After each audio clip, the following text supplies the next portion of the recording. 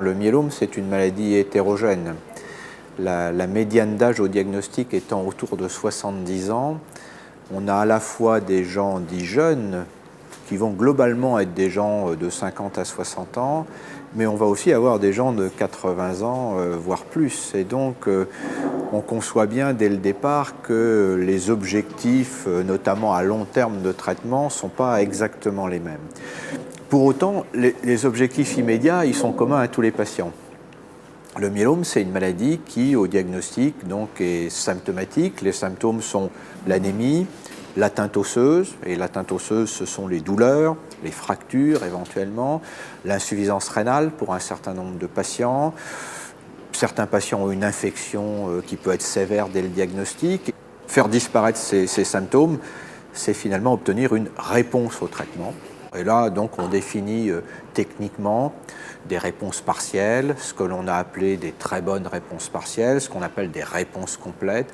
Et maintenant, de plus en plus, on va au-delà de la réponse complète établie il y a quelques années. On étudie ce que l'on appelle la maladie résiduelle. Il existe des techniques pour mesurer cette maladie résiduelle, qui est la proportion de cellules tumorales restant dans la moelle osseuse après traitement.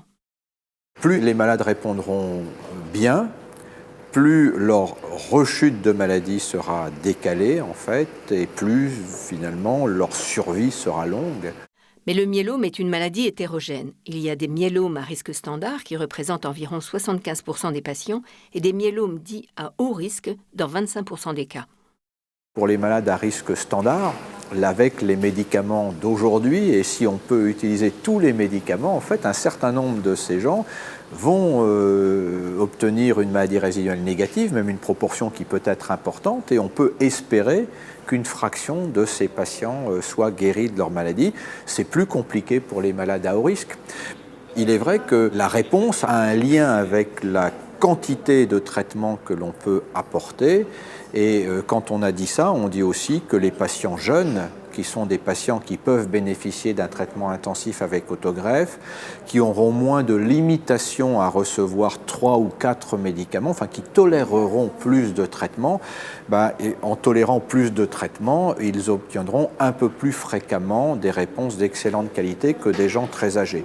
Si vous prenez quelqu'un qui a 85 ans et qui est fragile, et que vous vous fixez comme objectif principal d'obtenir une réponse d'excellente qualité à tout prix, quelque part, vous risquez de faire pire que mieux, c'est-à-dire que vous risquez de prescrire des traitements qui vont être trop compliqués, qui vont s'associer à des complications, et finalement, les patients arrêteront leur traitement. Donc il y a bien cette balance à prendre en compte dans l'efficacité et la tolérance, et cette balance est évidemment différente chez quelqu'un qui a 50 ans et chez quelqu'un qui a 85 ans.